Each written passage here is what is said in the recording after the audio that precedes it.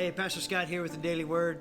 This week we're looking at what it means to be in the Word of God, to fall in love with the Word of God, to have it just radically transform our lives.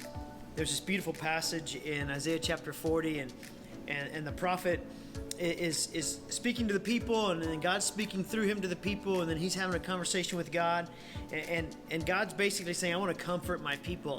I'm there to rescue. I'm there to change some things. I'm there to show them a better way and smooth out the broken places in their life. And then he gets very passionate about the tyranny of the urgent, that time does matter for human beings, and how much the word is powerful and alive. And so Isaiah's having this conversation, and God says to him in verse 6 of Isaiah 40, it says, a voice said, shout. And Isaiah asks, what should I shout? And God says, shout that people are like the grass. Their beauty fades as quickly as the flowers in a field. The grass withers and the flowers fade beneath the breath of the Lord. And so it is with people. And then in verse 8, the grass withers and the flowers fade, but the word of our God stands forever. Peter actually refers to that later on in the first book he writes, and he says, and that word was the good news that was preached to you. The word that stands forever. We're going to fade. Our lives are going to end somehow, some way, somewhere, at some time. Hopefully we'll live long, healthy lives and make an impact on this world, but we're going to end.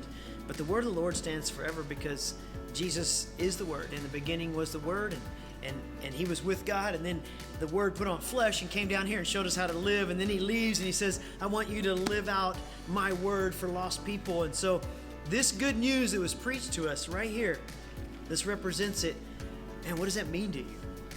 How has it transformed your life? Does it still transform your life? Are you in it all the time by it and then going, oh, I have a friend who needs to hear that. I have a coworker who needs to hear that story. I know somebody who needs to understand what Romans 10 says about salvation. Are we in it? Are we loving it?